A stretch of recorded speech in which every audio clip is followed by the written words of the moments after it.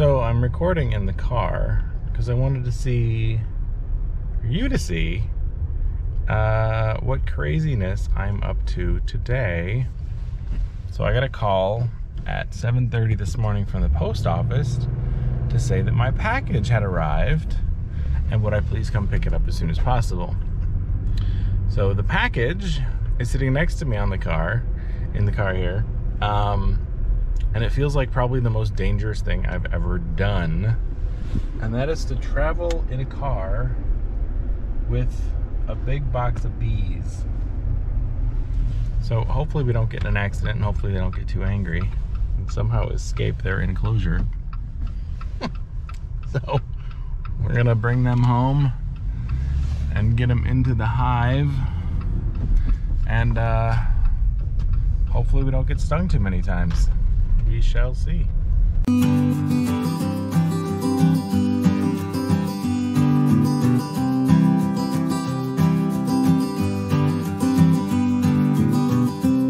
Alright, so we survived the trip back.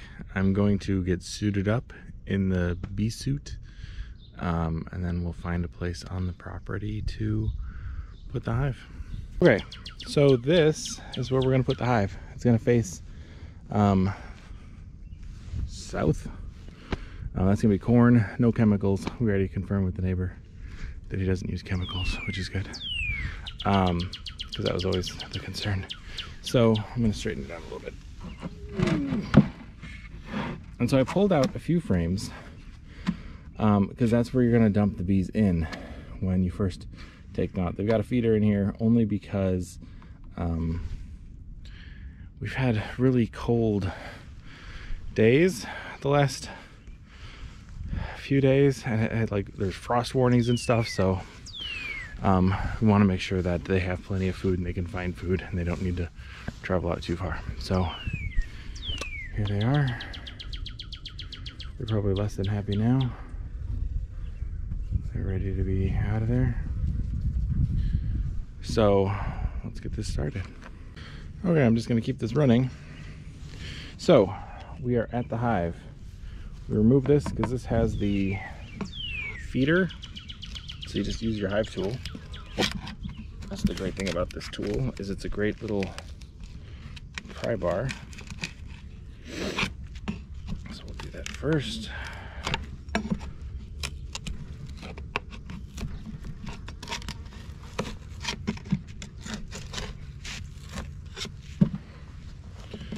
And then we'll give it a little tap to knock the bees down away from the top. Okay, we'll put that in the pocket. These things are great because they've got pockets. Okay, there's a few that have snuck out. You can see that right there, that stapled. That should be the queen. So we're gonna knock them down first.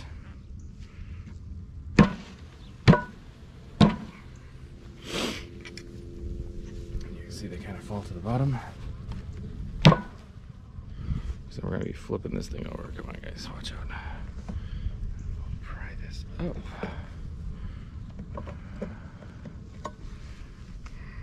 Let's pull the queen out there at the same time. Alright. Oh, they're not happy. Because that's the queen, right? They want to protect the queen. So we're gonna pull her out. Put her there, and then I'm gonna pull this out.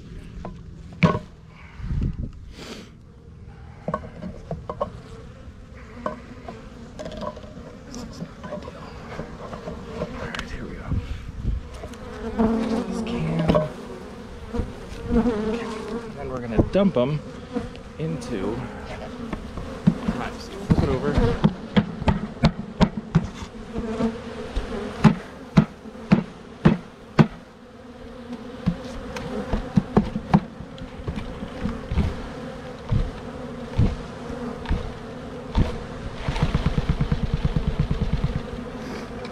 Okay. I'm just gonna leave this right next to it so know where to go. And then we can replace a couple of frames. Be careful not to squish them. They should move out of the way. And then what we're going to do is we're going to put the queen in between. And what should happen is they should release the queen within the next couple of days. So then we're going to put the top cover.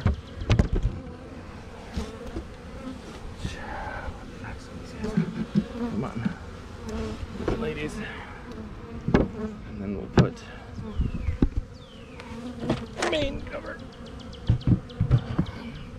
Okay. And I'll put this frame. Oh wait, we'll put this frame back in a couple of days once the queen has been released.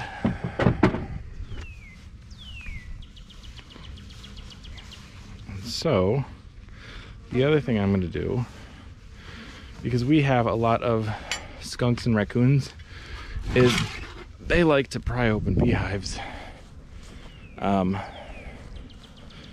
steal the honey. So we're going to put that on top, this over so that it's near.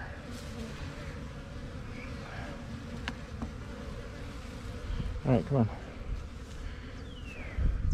See, they're not stinging me. They're just trying to find the queen. And they will.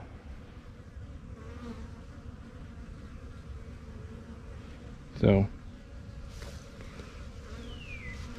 we will leave them to be settled in. I'll check back on them in probably a couple of days. We want to make sure that they get the queen out of her cage. And that usually takes a couple of days. But here we go. We have ourselves a beehive, and I don't see any more. And no beekeepers were harmed in the installation of this beehive. I don't think I have any on me. So that's kind of the most important thing, is that I didn't get hurt. So there we go. Oh, the other thing I didn't mention. So if you see that little wooden piece at the bottom of the hive there, what that does is that keeps the entrance small. Hello. And so that way they get used to their home in a couple of days, probably a week. Once they're totally used to it, what we'll do is we'll switch that up and make it so that it's a lot more open and easier for them to get into and out of. There we go. I don't see any more on me. So we're gonna get out of here. Leave them to their thing. So something else I recommend is having a partner for a couple of reasons. One, in case you get stung a bunch of times. Or two, to help you get dressed. This suit is kind of difficult to put on, especially with the beard and zippers and whatnot. So it's a lot easier to have somebody help you get into and out of your suit. And if it turns out you're allergic, then they can call 911. But have an EpiPen if you're allergic, because there's what, a couple thousand bees that we just put in there. So, but they're pretty docile. They're not feisty or angry or anything. So then in the fall, we'll see how they do. We'll see how they grow and whatnot. But in the fall, we should get honey. So that'll be kind of cool. So we'll see what we end up getting. Stay tuned. You are not going to believe this. So I just got the call from the post office after getting all the bees set up. our chickens have arrived. So let's get them in their new brooder. So we got the coop. That's kind of our special needs coop. Those are the chickens that don't lay eggs or needed some sort of protection from the rooster. The rest are in the barn. We're contemplating putting them out in the she shed. But instead what I did was I built a giant brooder in the garage. Of course, why not? In the garage. So I need to get this thing set up. Get these chickens out of here. You cannot even understand how adorable they are. I don't know if you can see them all. See them there? They're double stacked, I think. So we'll get the brooder set up and we'll get the chickens in it. Each of these boxes holds 50 chicks. So there they all are. Oh my gosh. All right, let's get this thing set up. Let me get some lights on in there. Let me walk you through the brooder. So originally I planned on building an Ohio brooder. You can Google what that is. They're pretty straightforward, but with how many birds we're getting in the space, I kept changing my mind on where I was going to put them, because with avian flu and everything else, it's like, all right, let's just put them inside in a garage where they're safe. I'd put them in the barn, but they came from a hatchery that had avian flu a couple of weeks ago. It's all resolved, but it's still like, with all the traveling and anything, I want them quarantined anyway. I don't want them in the same space as the rest of our chickens in case there's something that they have. So what we have, the Bell waters on a gravity system, right? So we just have buckets of water with those. I've got a couple of feeders over there. But what I want to show you is this feeder that we built, because I prefer this kind. Because then it can hold a lot more feed and it's a lot less messy. So just as simple, it's a cardboard box, because I know that they're going to trash everything with holes drilled in it. So just take a hole saw, drill a bunch of holes around the outside, not too close because otherwise it'll fall apart, and then you can fill it with your feed and it'll slowly drain down. This is essentially what we do with the other birds. So I want them using something similar, because it wastes a lot less than those ones, because they get poop in those pretty easily. But I wanted to make sure they had plenty of food, plenty of water. I have more of these waters coming, because once we go out on pasture in a couple of weeks, we're going to have them in probably 3 or 4 chicken tractors. And so we're going to need many more waters than are in here. So I'm going to put lids on these, because they're going to start jumping up and pooping on things. And then we'll bring them in here. We'll count them, and then we'll let them go. Okay, to keep it simple and to help myself keep track, I'm going to do this in order. There are 4 boxes, so I'm going to grab box 1. We'll bring them in there. And then I'm going to separate them into another box as I count them, so you can count along with me. This will work.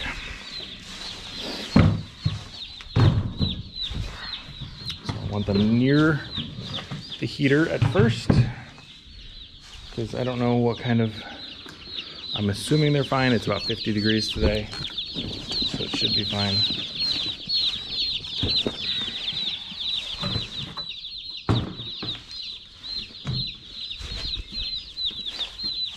Okay, and it's really easy to crush these guys. So we're gonna do this while sitting. This is probably the only time that I would ever sit in their brooder. After today, it will be full of poo. So, okay.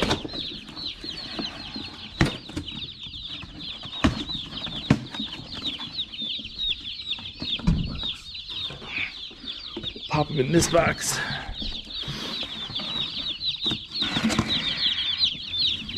There we go. So can you spot the oddball? So in every box they give you one bonus chick. So we'll count. 1, 2 hours later. What we're gonna do, some people dip beaks, some people don't. We normally don't, but I don't. These are new birds to us, so I'm going to. So what that basically means is you show them where the water is. So we're gonna take these 25, and put them over by the water, and we'll dip their individual beaks. So you just grab them, let them know where the water is, let them know where the food is, and then they can find the light and get some warmth. So we will do this 200 times. So it's gonna be a while. First 25, done. Let's do this 25. We'll count them, we'll dip them, and we'll send them on their way. On to box 2 of 4.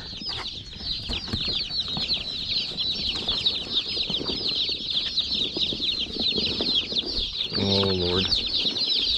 They're spreading out pretty good. I mean, there's a lot by the water. There's some over by this water. Some found the heat. They're exploring. That's what today's all about for them. Alright, let's move on to box number 3. Oh my goodness, look at these. These guys and gals are spreading out all over the place. So I grabbed both 3 and 4. Because the next time I stand up, I don't want to have to walk in here. But they are so adorable. And super soft.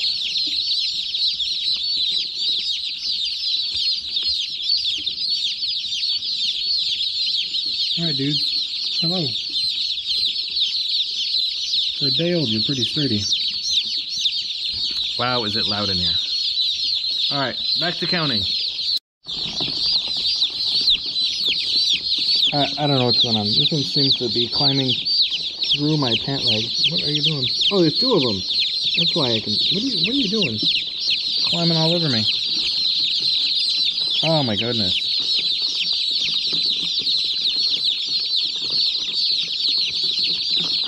Who doesn't want 200 chickens? Alright, final box. These ones seem to be adjusting well. Our water is getting empty, so let's dip their beaks over at that one. Oh my, and if you're wondering if I can hear anything, the answer is no. I am completely deaf at this point. Done. 200 beaks dipped. Or thereabouts. I think we have 185 is what the count is actually. And they're all over me, so I don't know how I'm going to get up from here. But they're running around exploring, checking out the feed. Checking out the lights in the corner. Checking out my leg.